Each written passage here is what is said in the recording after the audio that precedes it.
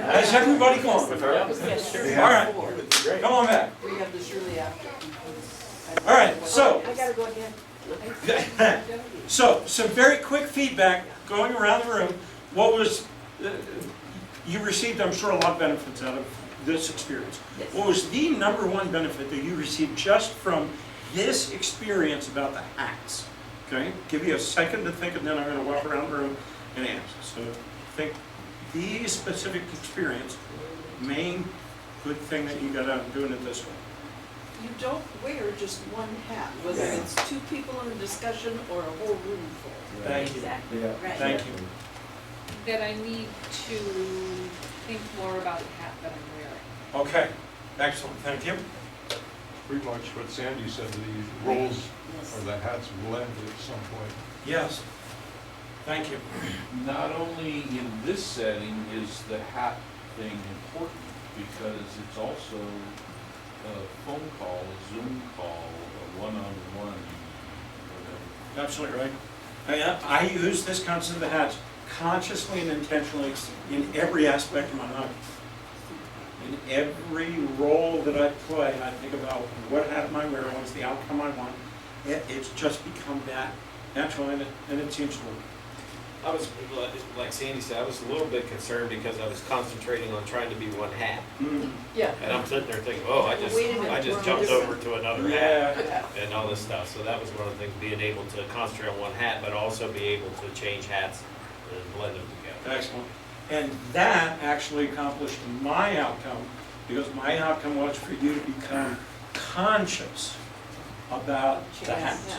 Because when we start bringing things from the unconscious to the conscious, we can actually do something about it. If it remains in the unconscious, we can't do anything about it. We have no control. We can't be intentional. But when you start thinking, oh my God, I just switched hats, now you just improved your skill levels. I feel kind of the same way. It was really concentrating. It made me really think about what that hat was about, because I was coaching. And to try to stay in that and not bounce back and forth between this one and that one, and just really stay in where I was at coaching. Excellent. Open-mindedness. Okay, why do you say that? It just puts you, like you said, you're all 5 hats or 6 hats.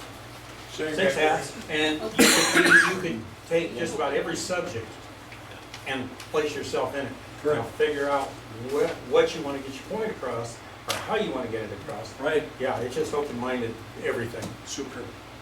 I realized that at first I was trying to think of which hat do I want to pick, but I realized I had to figure out what outcome I wanted and then pick Nice. what hat I was going to use in order to Absolutely accomplish right. that. Outcome always comes first.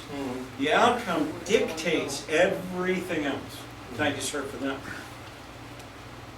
That hat business, it really accents what you're trying to do, how you're going to do it, and realizing you're doing different things at every progression. Excellent. Thank you.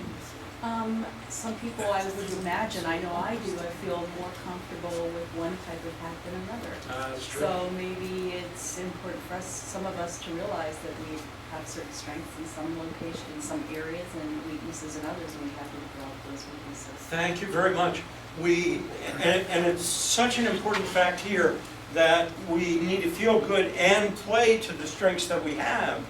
And yet there are areas that we can improve on in order to be a more well-rounded, more effective at what we do, and to consciously be where we're at. So Being able to know what hat you need to put on at a certain time. to get what specific outcome. Outcome. Excellent. And it suddenly made me realize why Ray Harris has been pushing these crazy hats all this year. You do have to switch around to different hats. It really is true. Now, I haven't named the 200 hats that he's got in his closet, but I'm getting, I got 6. Come on. Well, it kind of brought me back to when being a mom.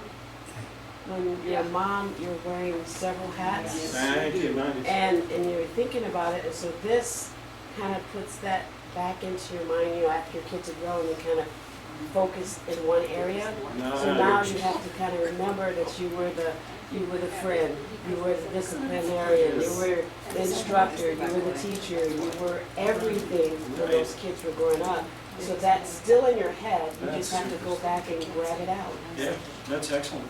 And what's cool about that concept is the skills are there. Yes. Because a lot of parents go, oh, I'm empty nester, I'm useless now. No, the skills are there. You can transfer those same skills, that same hat, just transfer them somewhere else, Yes. right? Go, Zoom. whatever, Zoom call, yeah. So, thank you.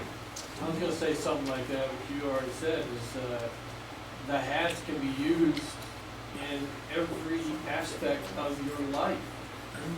Everything you do, your job, everything has a different hat for what you're doing, and like what you said as well. Okay.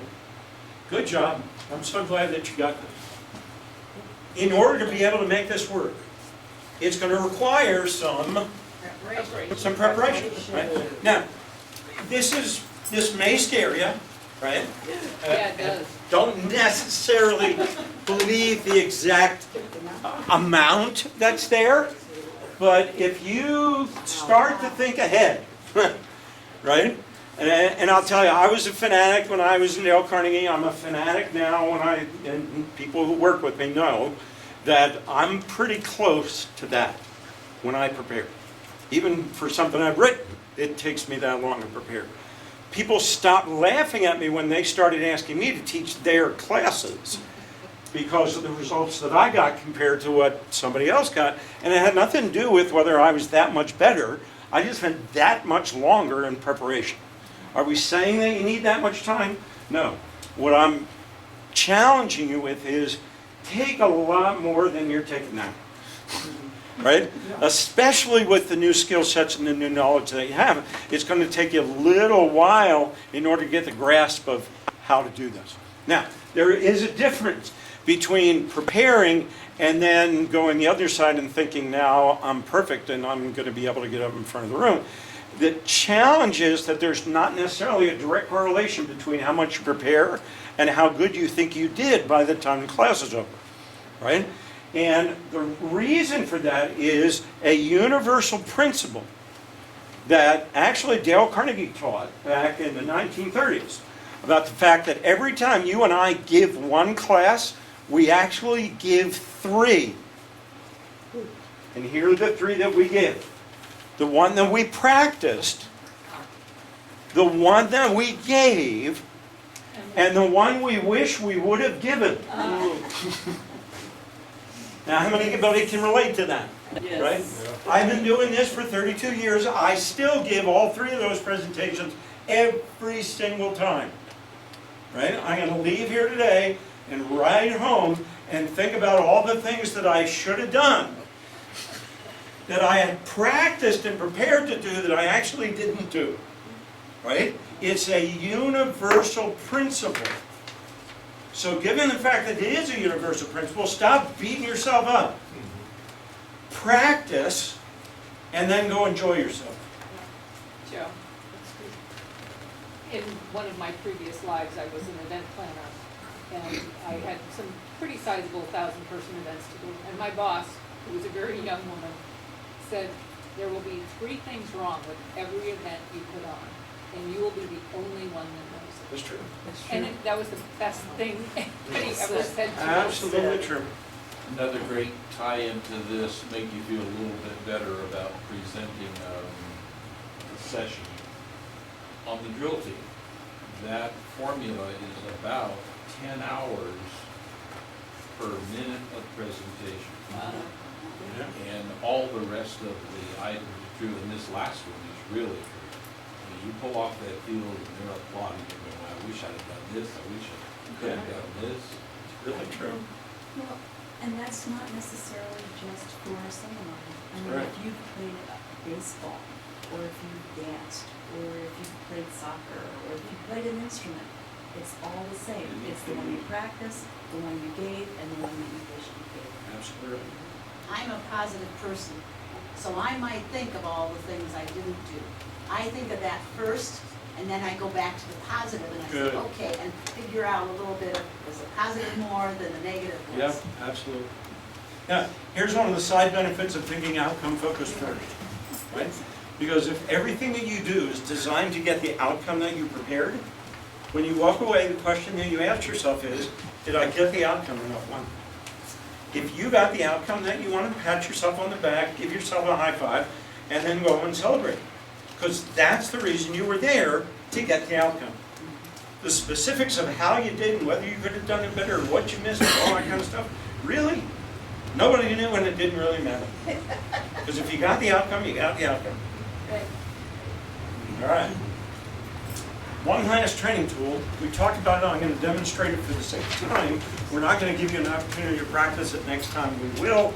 It is called Spotlight, Floodlight, Spotlight.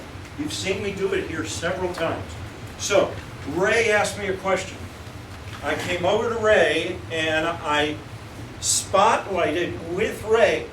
Let me see if I got your question correct, right? So I am personally connected with the person who asked me the question or made the statement. But this is not just Ray's class, right? What Ray said or asked could pertain to everybody.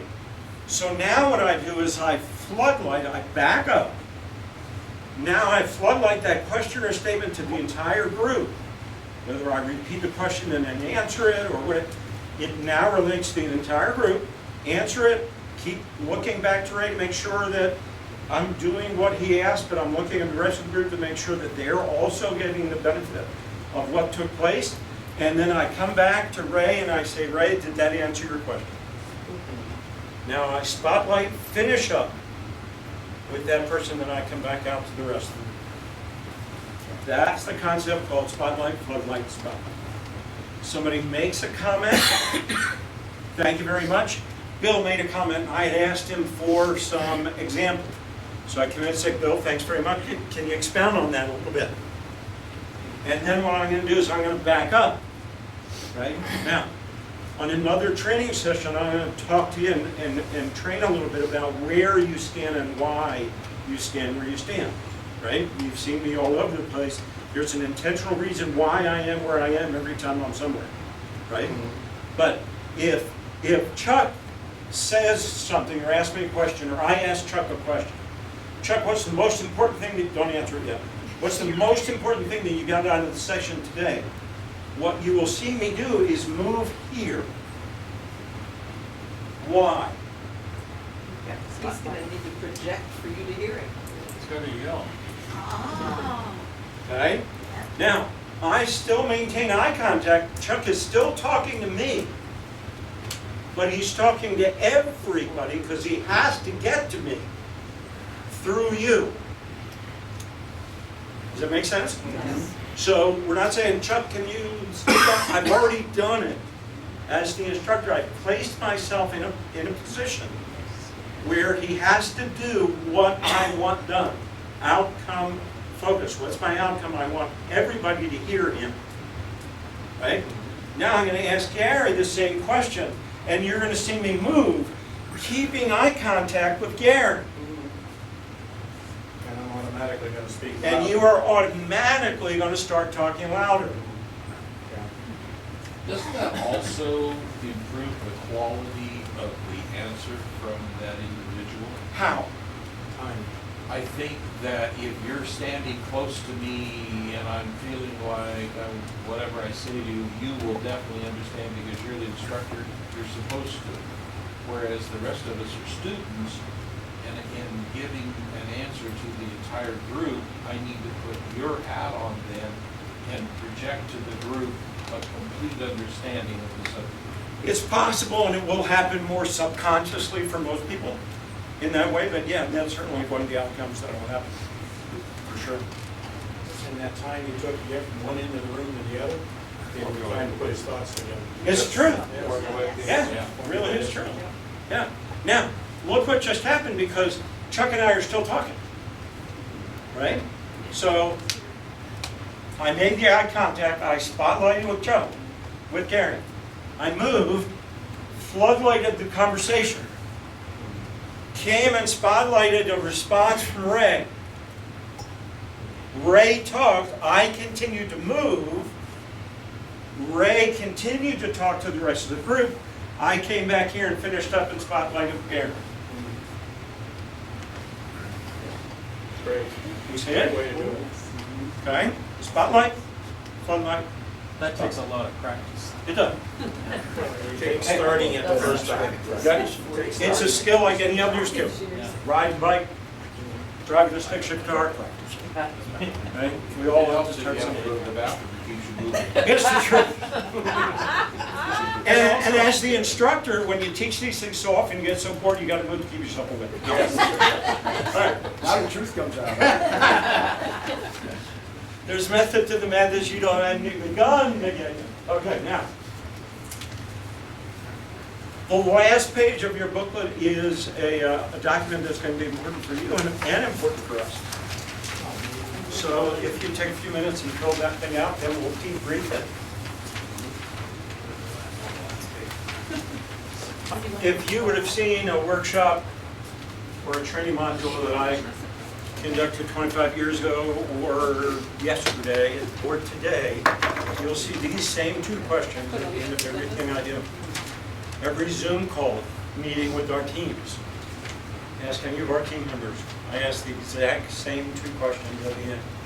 So if you would, when you have the answer to those two questions, please stand up, even if you haven't completed it on the last page.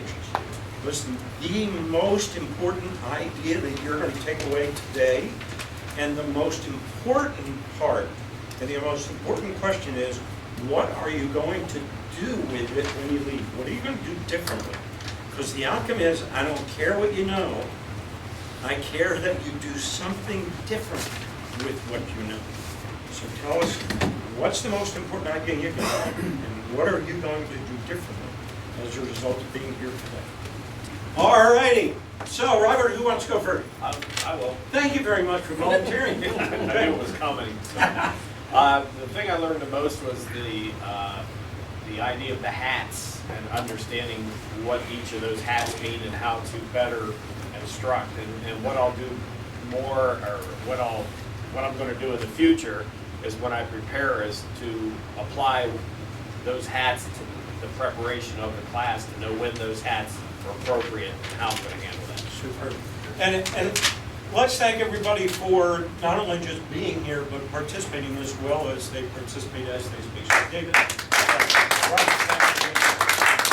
and you can sit down when you finish. Oh, good. There are so many things that I got out of it, but part of it I think is the hats, and part of it the spotlight, floodlight, spotlight, because I think it's really important that when we're doing these, we're connecting with the members, the people that are taking the time to take our training modules, our seminars, and letting them know that we're paying attention to what they're asking. We're not just giving them the information.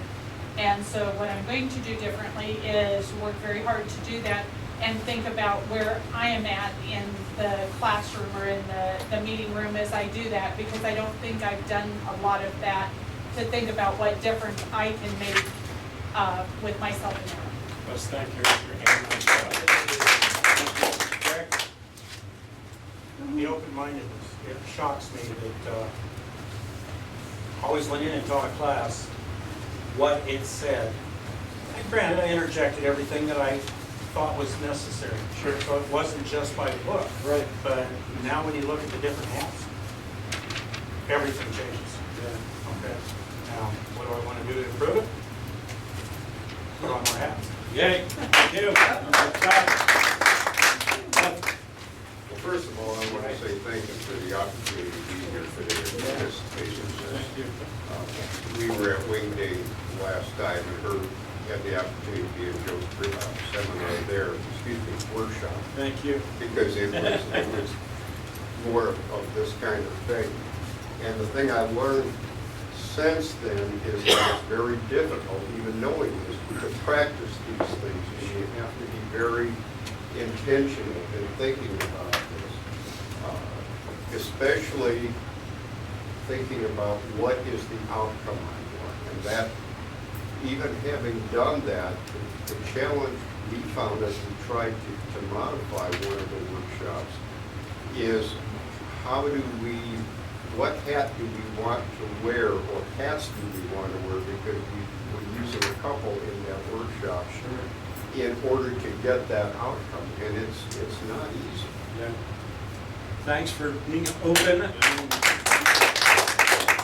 the more we do, the better we get. Thank you, appreciate it. The whole session showed me it's not impossible to change the way we do things. And everything Joe's given us, we can put to practice. We may not put it all together at one time, but slowly but surely it will come. And you'll find out when you're going through the training session how easily those come back to you and say, oh, I can do this, I can do this, I can do this. And the fact that it's possible. Thank you. Great. Thank you, guys. Appreciate that very much. We're going to do the unthinkable, and we're going to this one. Okay. I just am incredibly proud of the passion of the members to look out the window and go, it's 185 degrees today, but that are willing to come and think they could possibly learn something different, and then walk away going, oh my God, there were so many new little things to just put into place and make it work. And I thank you again. Thank you. Hard to say which is the most valuable thing, because I think there were a lot of them, but I think the emphasis on the outcome Yeah. and that there are ways, different ways to reach it. I am not at all averse to change. I like change, but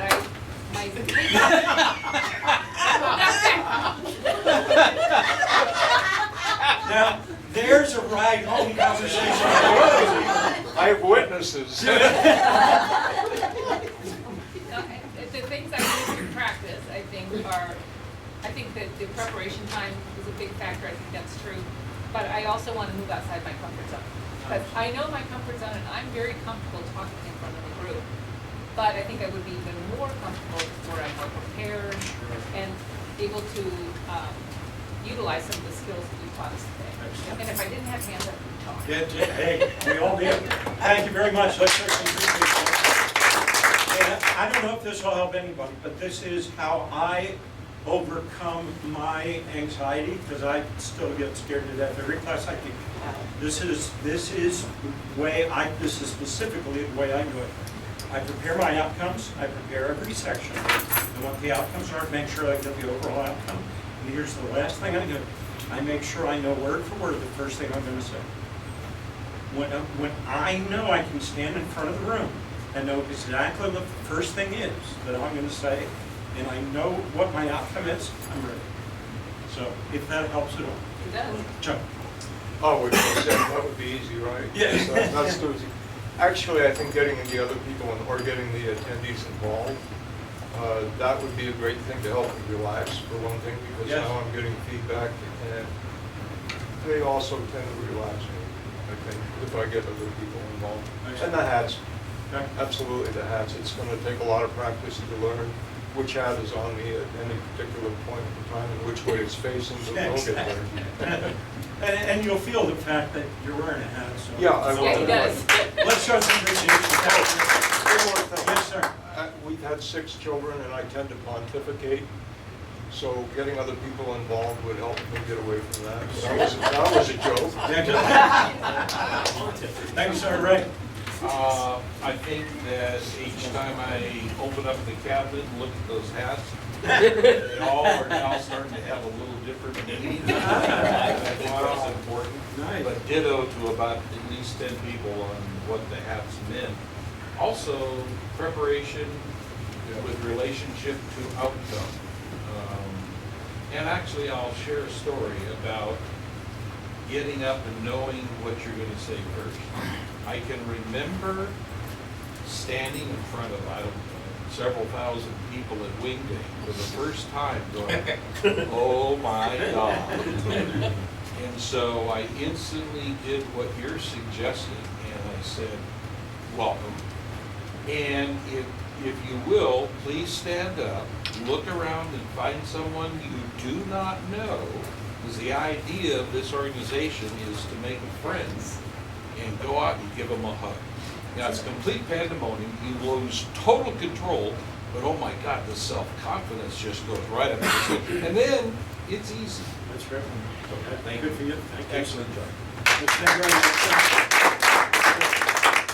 one was the hats as well, but the other thing is, what I'm gonna do differently is, how many instructors you see behind the podium? Yes. And that's something that I'm gonna change, where I'm gonna be out moving around the room, like you said, you know, out in the rear and stuff like that, so that's what I'm gonna do different. Excellent. Thank you very much. I think it was to get the action started, because a lot of times people come in and they're not really positive, they're negative. Right. So if you get them out of their little, whatever they're in and get them involved, Yeah. then they're ready to listen to what you have to say. Absolutely true. And I like the start and the outcome. Excellent. Sometimes I get off focus. Yeah. We had a situation in Wingding where I think it was this special trainers workshop got moved. And signs were put up and everything's fine. And then we're, 8-10 minutes into the thing, and 11 of the most people walked in the door because they were waiting for us in the other room.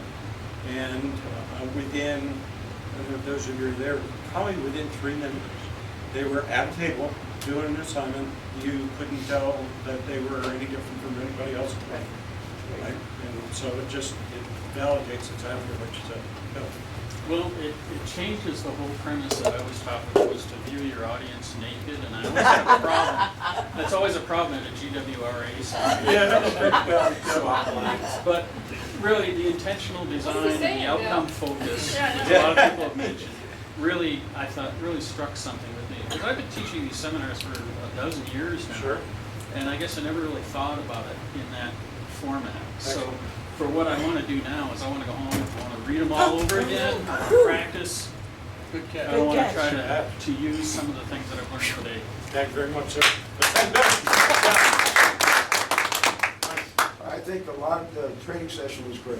I think there's a lot of knowledge that you can take back. Yes, thank you. Yeah, Thank you. It really does. There's a lot of changes that you can make, and they're simple changes, okay? And the thing I really thought was interesting was the spotlight, floodlight spotlight. Okay. I got a lot out of that. Excellent. The whole training program, I think, was great. Excellent. Thanks so much. Mike, what are you going, one thing that you're going to do differently as a result of? Probably in the way I do the seminars. Okay. Can you give us one example? Well, probably on your floodlight spotlight. Okay. Excellent. Let's thank Mike. Thank you very much. Just one thing. If you have someone like Mike that you have a comfort level with, you're not going to do it with somebody that you don't know because you don't know how they're going to react to it. But if you get an answer that you'd like a little bit more specific, then just which hat do you put on? Which hat do you put on? Put a coach hat on, fill it, facilitator hat, pull it out a little bit more. Give us something specific that you're doing differently. Because what's the outcome? Again, the focus on the outcome. Doing something differently. So if that's the outcome that I'm looking for, then I'm not going to let go until I get that outcome. Right? But you're doing it in such a way, a conversational kind of way, to where you get the outcome in mind. He was comfortable responding to you. Yeah. He wasn't, oh my God, I'm doing Yeah. It's not an interrogation kind of thing. Okay. Don't sit down. We didn't forget you were No, standing. okay. Try. Everybody has said all kinds of great stuff, and I agree with every single thing that everybody said. I want to say something different. What I want to say is that I feel validated in 2 areas. The first one is getting up and getting people doing something different right off the bat, because I try to do that in the PowerPoints that I make. Excellent. So that's the first thing. The second thing is the however many hours to each minute. Thank God somebody else does that. I thought I was the only person who did that in the entire world. Now, I agree with Mike though. The thing that I need to practice is the spotlight, floodlight, spotlight. I've always felt a little bit uncomfortable. I don't feel uncomfortable moving. I've always felt uncomfortable moving when I have a group like this. I always felt like I had to stand here, and now I feel like I can practice moving and that there's a reason for it, and I really like that. So, Let's thank you.